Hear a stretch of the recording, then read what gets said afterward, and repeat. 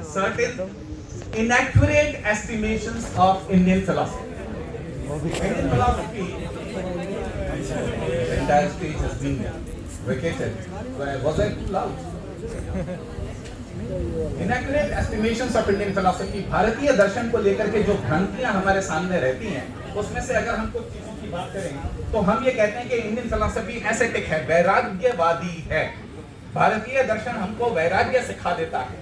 इसमें कोई शक नहीं है कि किसी सीमा पर किसी जगह जाकर के भारतीय दर्शन वैराग्य की बात करता है, लेकिन भारतीय दर्शन ये नहीं कहता कि आप पैदा होते ही, आप समाज में जन्म लेते ही वैराग्य की ओर अग्रसर हो जाएं। हमारे यहाँ पर 4 पुरुषार्थों की व्यवस्था है, और अभी पंडित जी बात कर रहे थे, धर्म, अर्थ, काम एंड मोक्ष। सो मोक्ष is the very final stage of your achievements, of your accomplishments, but you have to pass through the channel of dharma, arth, kam and moksha. So dharma means the ethical training, arth means the economic activity, kama means the satiation of your sensuous self or your desires and your activities in the grahastha ashram, and then comes the moksha. Indian philosophy is pessimistic. एक नैराश्यवाद का संचार करता है भारतीय दर्शन। प्राय ऐसी बातों को लेकर के एक ऐसी गलत धारणा हम में बन जाती है, क्योंकि ये माना जाता है कि सर्वम दुखम, महात्मा बुद्ध ने कहा कि सारा संसार दुखमय है, रही मन दुखिया सब संसार, या फिर हम त्रिविध दुख की बात करते हैं, तो हमको ऐसा महसूस होने लगता है कि जैसे भारतीय दर्शन केवल दुख की बात करता है और दुख से छुटकारे की बात नहीं करता है। यहाँ पर जो चीज हमको ध्यान में रखनी चाहिए, the point we should keep in mind is that the pessimism of Indian philosophy, of the any you take any system of Indian philosophy, it is only a very initial pessimism. सर्वम दुखम की बात तो की गई, लेकिन साथ में यह भी कहा गया कि दुख समुदाय दुख का कारण होता है, और फिर दुख से छुटकारा संभव है, और दुख से छुटकारे का मार्ग भी बताया गया है। तो दुख है, ये तो एक हमारा एक्सपीरियंशियल ट्रूथ है। Is somebody, can somebody say that he is absolutely happy, he has no pain, he has no suffering at all? हम में से कोई जना ये कह सकता है क्या? हम में से कोई जना ये कह सकता है क्या कि उसको किसी भी तरीके का कष्ट, सफरिंग, पेन नहीं है? That we experience every day. Exam आ रहे हैं, पढ़ना पड़ेगा, वहां जाना है, डिस्टेंस से ट्रैवल करना है, बस से जाना पड़ेगा, स्कूटर में बैठ करके जाना पड़ेगा। बहुत सारे काम हैं ऐसे जो हमको करने पड़ेंगे, बगैर वो किए हम अपने आप को सेटिस्फाई नहीं कर सकते। So anything you do derives or involves certain amount of pain. So हम बात किस चीज की कर रहे हैं इंडियन फिलॉसफी में कि पेन है, मैं जो भी करता हूं, सर्वम दुखम का मतलब है कि everything I do, everything I see is painful. It generates an amount of pain, and even if there's something pleasurable, that also involves pain. जो चीजें मुझको अच्छी लगती हैं, सुंदर सपना देख रहे हैं, अभी स्वप्नावस्था की बात की, हमारे को सपने में भी कभी-कभी ये भान हो जाता है कि मेरा यह सुंदर सपना टूट नहीं जाए। तो जो हमारी खुशियां हैं, जो हमारी एसेट्स हैं, उनको खो देने का तो एक डर हमारे सामने बना रहता है। So how to overcome this? How to get rid of this pain? How to get into the state which totally annihilates the possibility of pain? उसकी बात मोक्ष के लिए की जाती है, और इसलिए हम ये कह सकते हैं कि the pessimism is very very initial. You begin with pessimism, but you end up in a hope and accomplishment. तीसरी बात कही जाती है कि इंडियन फिलॉसफी इज अ स्टेपिस्ट, के आपको ये कहती है कि ये पलायन कर जाते हैं, यहाँ लोग बात जाकर के कहीं समाधि लगा करके बैठ जाएंगे, कहीं धूनी रमा करके बैठ जाएंगे और संसार की चिंताओं से अपने आप को छोड़ देंगे। महावीर ने अपना घर त्याग दिया, महात्मा बुद्ध ने अपना घर त्याग दिया, ऋषि मुनि हिमालय में तपस्या करने के लिए चले गए। All this is fine, all this is true, but why did they do it at all? What did they do in turn? जब उन्होंने घर छोड़ा था, तो उन्होंने अपने दुख से घर नहीं छोड़ा था। उनके पास में एक सेंसिटिविटी थी, एक बड़ी व्यापक चेतना थी उनके पास में, and they tried to salvage. वो ये चाहते थे कि पूरे समाज का वो उद्धार कर सकें, और इसका नतीजा क्या निकला कि जब वो पलायन किया, तो पलायन करके वो कहां गए? कोई बोधि वृक्ष की छाया में गया, कोई हिमालय की कंदराओं में गया, किसी ने दूसरे तरीके से तपस्या की, और उन्होंने 30-30 साल की, 32-32 साल की, ये सारे तो हिस्टोरिकल रिकॉर्ड्स हैं, I don't think I need to go into the details, but they found out certain enlightenment. They were enlightened beings, and when they came back to life, they prepared sermons, they passed sermons, they floated their teachings for the good of the entirety of humanity. Fatalist है, बड़ा भाग्यवादी है। See, this is very important point, and I think that we must take it very seriously. बड़ा भाग्यवादी है, सब कुछ ईश्वर ने पहले से रच रखा है, वही है वही जो राम रची रखा, मैं क्या कर सकता हूँ, और जब मैं कुछ कर ही नहीं सकता तो फिर मैंने कुछ गलत कर दिया तो उसके लिए मैं जिम्मेदार कैसे हो सकता हूँ। मैंने तो बहुत चाहा था कि मैं पास हो जाऊं, मेरे अच्छे मार्क्स नहीं आए, मैं फेल हो गया। I am not responsible, Ram is responsible for that because everything is predetermined. Do we speak like that? हम ये बात करते हैं। We do not want to take the responsibility. We always try to blame if there's something good. हाँ मैंने ये कर दिया, I topped the university examination, I cleared the civil services examination, I worked very hard, but suppose the result is not favorable. No, it was destined to be like that. My fate was like that. I could not do anything. See, I tried my best, but the destiny was like that. हम इस तरीके की बातें करते हैं और तब हम रेक्लूस किसमें लेते हैं, हम ब्लेम किसको करते हैं कि हमारी तो फिलॉसफी ऐसी, हमारी तो मान्यताएं ऐसी, हमारे तो सोच, हमारी तो विचारधारा ही ऐसी।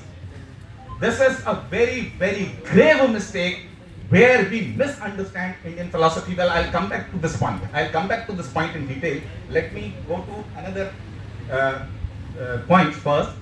हम ये कहते हैं कि बड़ी भक्ति की बात करने लग जाते हैं। भारतीय दर्शन क्या सिखाता है कि भक्ति मार्ग सिखाता है कुछ भी मत करो, ईश्वर की शरण में चले जाओ, वृंदन में जाओ, मंजीरे बजाओ, आपका उद्धार हो जाएगा।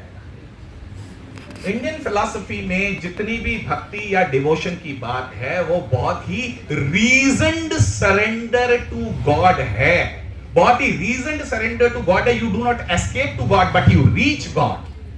ये हमको ध्यान रखने की बात है कि हर जना भक्त नहीं हो सकता और आंखें बंद करके केवल राम का नाम जपने से भक्ति नहीं हो जाती, उसके लिए एक अलग तरीके की श्रद्धा हमको जनरेट करनी पड़ती है। यू हैव टू अप्लाई, क्योंकि गीता में कहा गया कि भक्ति भी एक प्रकार का कर्म है और वो कर्म कहां से कौन तय करता है, उसको हमारा ज्ञान तय करता है। तो you can not actually divorce ज्ञान विद कर्म और कर्म विद भक्ति।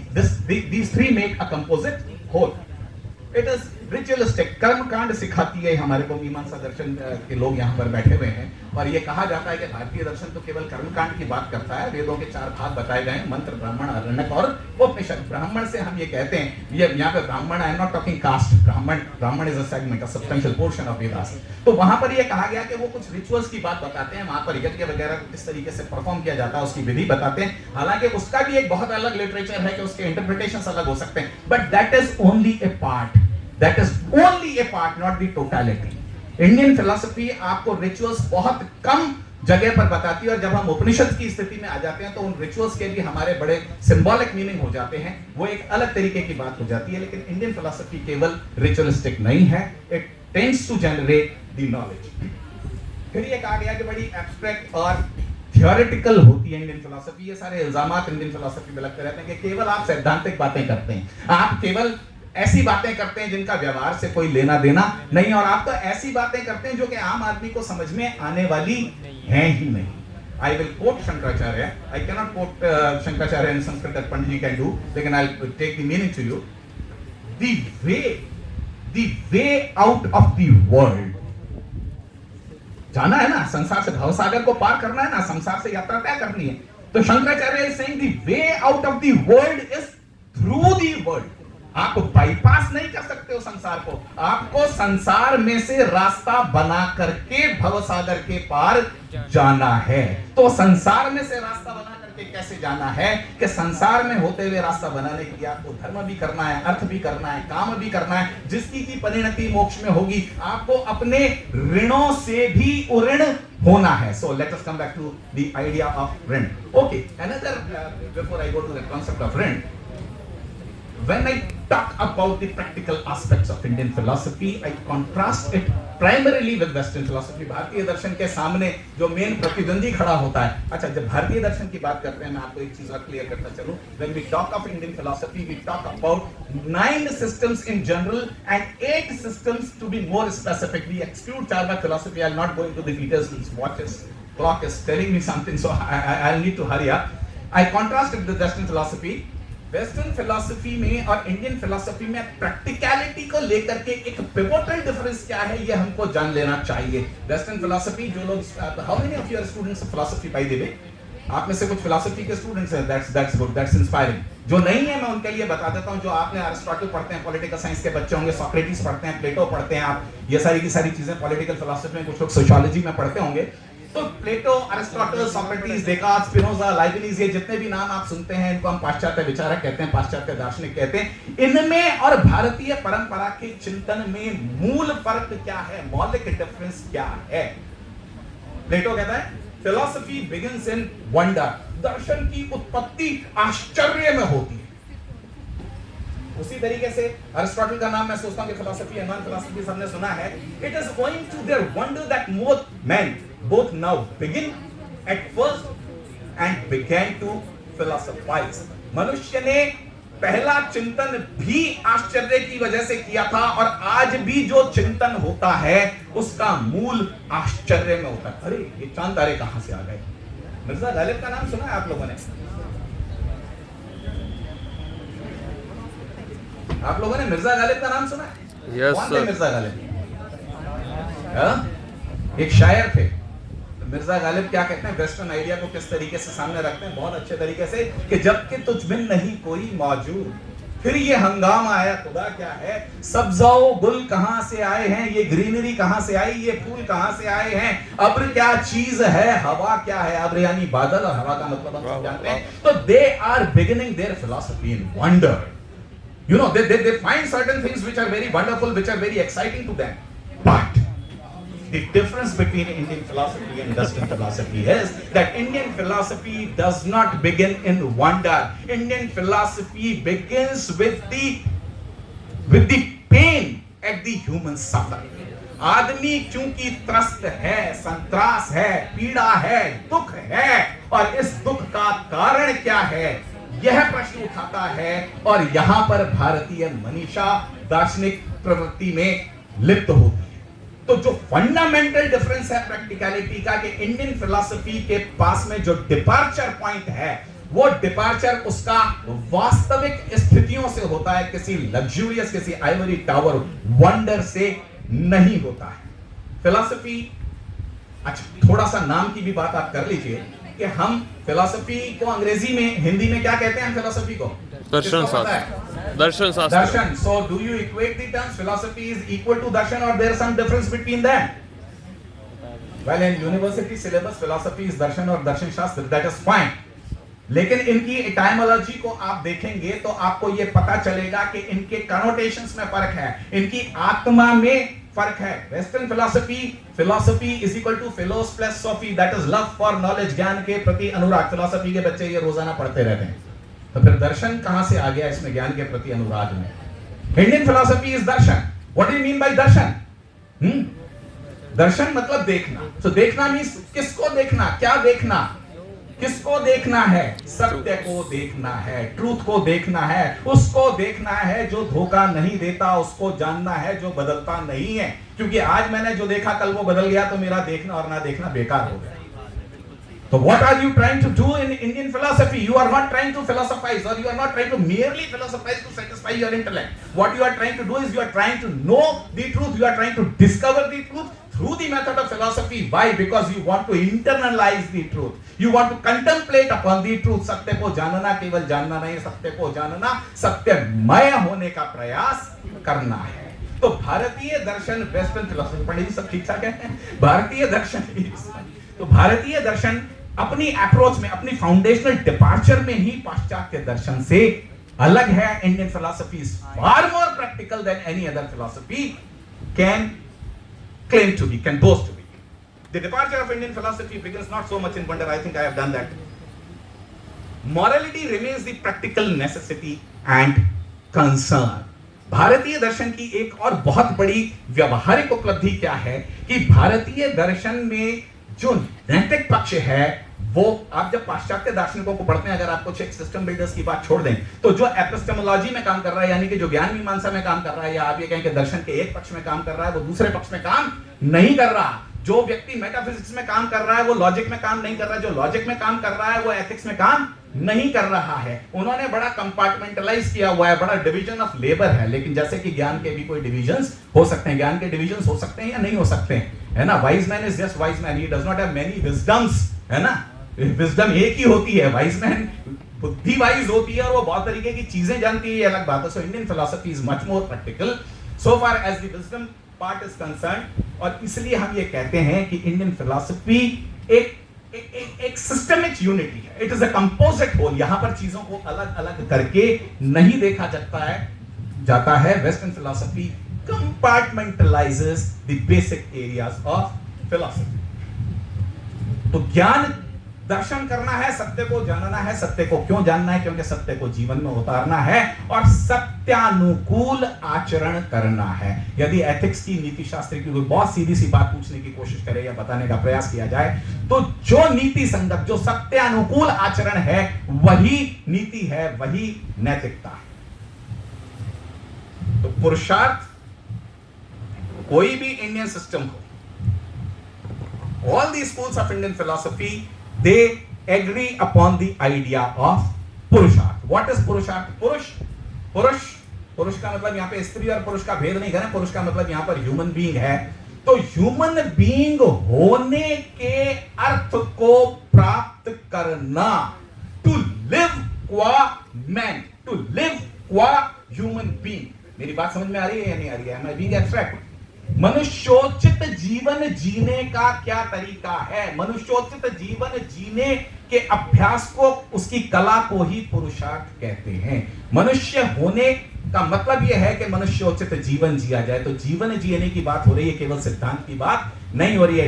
There is not a single point where Indian philosophy could be find divorced from your real life situations. It is so much involved, it is so much intermingled with everything you do anywhere at any point of time.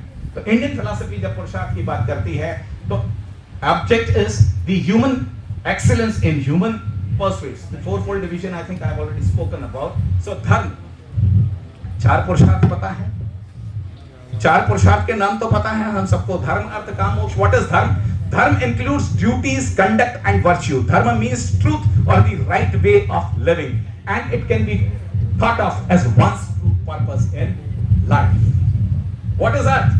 Earth is incorporating wealth. अर्थ का मतलब क्या है? जो अर्थशास्त्र बना ना, कौटिल्य ने अर्थशास्त्र लिखा, वो अर्थ पुरुषार्थ से ही बनता है। कि अर्थ means wealth, career, prosperity, financial security. Earth refers to having the means and material comfort to live life with ease. अब कहाँ चला गया वो वैराग्य? अब कहाँ चला गया वो एस्केपिज्म? अब कहाँ चला गया वो मंजीरे और वो भजन?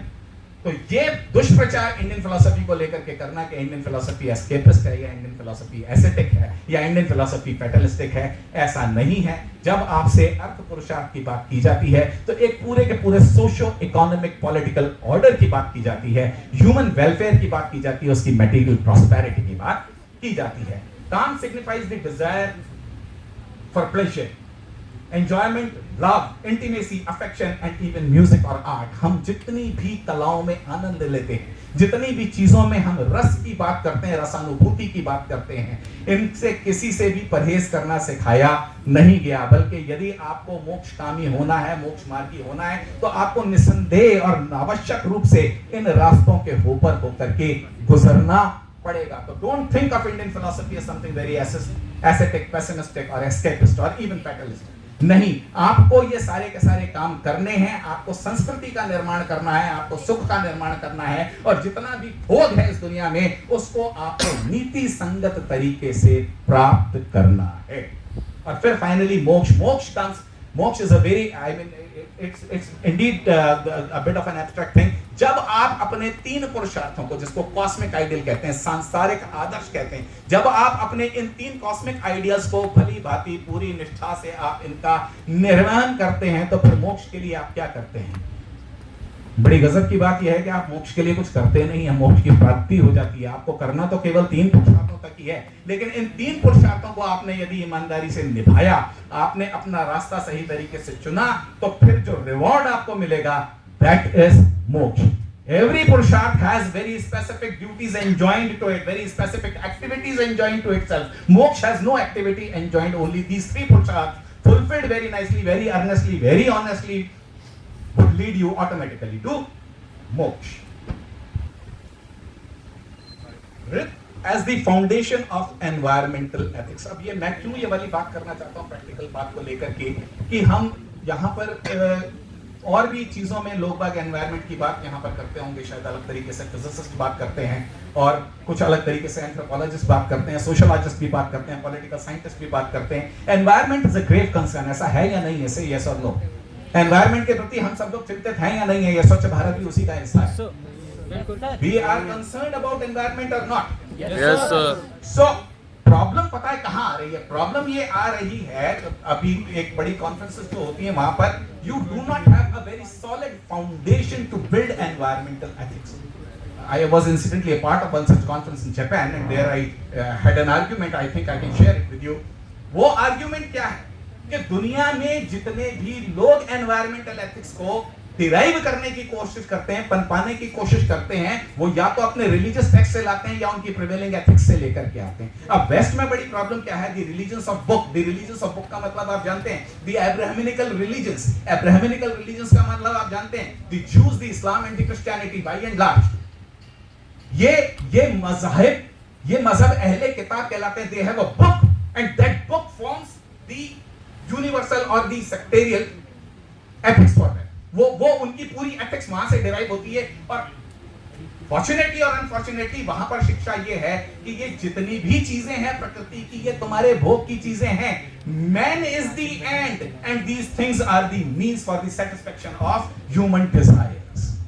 अब ऐसे माहौल में आप कैसे एक एथिक्स बिल्ड करेंगे जहां पर आप मीन्स को एंड्स के बराबर में ला करके रख दें? आप ऐसा नहीं कर सकते। वहां पर ये बताया गया आपको कि ये जो हैवान मतलब जानवर को कहते हैं, तो you must eat meat, you must eat fish because they'll satisfy your hunger, you know, they'll form a good food।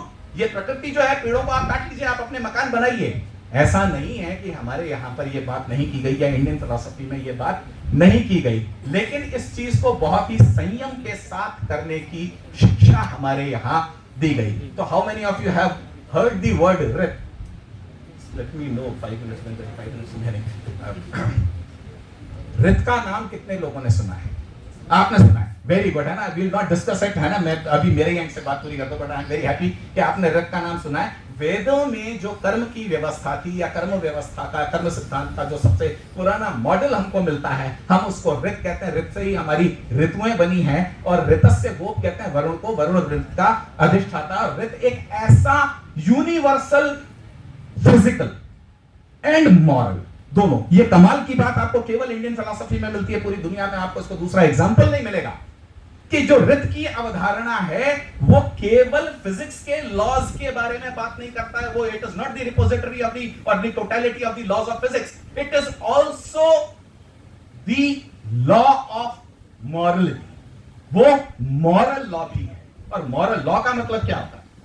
Law का मतलब अगर कोई कहेंगे तो हम ये कहते हैं कि पहली चीज तो लॉ से डेविएट नहीं होना चाहिए, और अगर लॉ से डेविएट हो गए तो सजा मिलेगी या कष्ट होगा। दोनों में से एक चीज होकर के रहेगी, दोनों में से एक चीज होकर के रहेगी। हमारे जितने भी एनवायरमेंटलिस्ट हैं वो इस चीज को लेकर के परेशान हैं कि एनवायरमेंट को बराबर का दर्जा कैसे दें ह्यूमैनिटी के। यहां पर बात हो रही है कि मीन्स और एंड्स की बात मैंने आपसे की, कॉन्टेक्स्ट वर्सेस कंटेंट की बात है। कॉन्टेक्स्ट मतलब कि हम एनवायरमेंट को, हमारे पर्यावरण को हमारी नीति शास्त्र की परिधि में लाना तो चाहते हैं, लेकिन हम लाएंगे कैसे? क्योंकि हम उसके बारे में बात करें, हम उसके बारे में चिंता करें। ये तो हो गई एनवायरमेंट को कॉन्टेक्स्ट बनाने की बात। एनवायरमेंट को कंटेंट बनाने का मतलब क्या होता है कि एनवायरमेंट को मैं और वो में फर्क नहीं करें, बल्कि हम बराबर पेडेस्टल पर खड़े हों। एनवायरमेंट को हम उतनी ही तरजीह, उतनी इंपॉर्टेंस, उतनी तवज्जो दे सकें जितनी कि हम ह्यूमन सुख को देते हैं। No other ethics can make it possible except the idea of Rit, where the environment, the physical world order stands parallel with the moral world order, or rather even not parallel, क्योंकि parallel कहने से तो पता ही चलेगा कि वो मिलेंगे ही। तो it shares the pedestal, it is just at par with human morality। तो environmental ethics को बनाने के लिए हमको क्या करना पड़ेगा कि हम, बहुत सारी बातें होती हैं कि क्यों एनवायरमेंट की परवाह करनी चाहिए, क्योंकि आप एनवायरमेंट की परवाह करोगे तो आपको अच्छा पानी मिलेगा, अच्छी हवा मिलेगी, जंगल रहेंगे, वाइल्ड लाइफ, तो आप 50 तरीके के आर्गुमेंट देंगे। ये सारे के सारे जो आर्गुमेंट्स हैं ये किसी परिणाम की तरफ ले जाते हैं कि आप ऐसा करेंगे तो परिणाम अच्छा उत्पन्न होगा। या फिर बहुत ज्यादा कि आपने आर्ने नेस हैं एक, उनका नाम सुना होगा, एल्डो लियोपोल्ड है, बहुत सारे एनवायरमेंटलिस्ट जिस तरीके की बातें करते हैं वो ये कहेंगे कि इससे ज्यादा क्या हो सकता है, यूटिलिटेरियनिज्म कॉन्सेप्ट होता है, उपयोगितावाद, कि इसी में उपयोगिता है। उपयोगिता किसमें नियत है कि आप एनवायरनमेंट की परवाह करें, लेकिन इन दोनों ही स्थितियों में आप एनवायरनमेंट को केवल मींस रखते हैं, आप उसको एंड नहीं बना सकते। आप यूटिलिटेरियनिज्म का मतलब होता है greatest happiness of the greatest number और greatest good of the greatest number. आप उपयोगितावाद की बात कैसे करेंगे? अधिकतम व्यक्तियों का अधिकतम शुभ। अब आपने व्यक्तियों से हटा करके उसके अंदर एनवायरनमेंट को जोड़ेंगे तो आप इसको क्या कहेंगे? ये एक विस्तृत यूटिलिटेरियनिज्म है, एक विस्तृत उपयोगितावाद है, लेकिन फिर भी इसमें से मींस और एंड का झगड़ा खत्म नहीं होता। खत्म कहां होता है? एंथ्रोपोसेंट्रिसिटी की जगह cosmocentricity. I know these words are difficult but I think I can explain them to you. Anthropos anthropology वाले स्टूडेंट्स हैं यहां पर कोई? एंथ्रो का मतलब मनुष्य से होता है ना, एंथ्रोपस। मानव केंद्रित नैतिकता की बात करेंगे आप या ब्रह्मांड केंद्रित नैतिकता की बात करेंगे? यदि आप रित की अवधारणा में you incorporate the physical morality with rest of the moral rules which are laid down for humanity, then you are actually being cosmocentric, you are not being anthropocentric। आपने मनुष्य से बाहर निकल करके अपने जीवों को, अपने वनों को, अपनी नदियों को, अपने पहाड़ों को, अपने समुद्रों को, अपनी मिट्टी को, अपनी रेत को, हर एक को वो स्थान दिया है बराबरी के सम्मान का। क्योंकि आप ऐसा नहीं करेंगे तो जीवन का परम लक्ष्य क्या है? मैंने कॉस्मिक आइडियल की बात की थी। जीवन का परम लक्ष्य है, दर्शन का लक्ष्य है मोक्ष। द फाइनल एंड इज मोक्ष। अगर आप ये सब नहीं करेंगे तो आप मोक्ष को प्राप्त नहीं हो सकते। आप अपने आप को सेल्फ रियलाइजेशन से उतना दूर कर लेंगे। तो यहां पर अपराध करने से आपका क्या, आपके केवल परिणाम प्रभावित नहीं होंगे बल्कि आपकी गति प्रभावित हो जाएगी। गति का मतलब यहां पर दुर्गति और गति वाली गति से। You will never be able to realize, you will never be able to meet your ultimate end. So Indian philosophy, I think, is very very practical. It is not only just practical, it is logical, and it is also at the same time the only philosophy which is convincing and which lays the real foundation of environmental ethics, and no other philosophy in the world can even think of doing that, coming even close to Indian philosophy.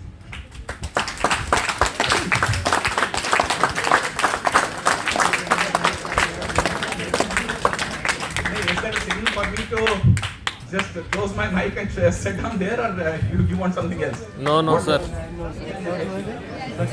नहीं चलिए ठीक है, फिर any other time, okay. मैं मुझे बताया clearly कुछ time call कर लूंगा। 5 मिनट्स है, ओके। मैं एक चीज की बात और कर लेता हूँ, है ना? I'll steal 5 minutes of yours, मुझे अच्छा लग रहा है। हम दूसरी चीज मैंने कहा था, मैं उसको स्किप करके चला गया था कि इंडियन फिलॉसफी फेटलिस्टिक है ना।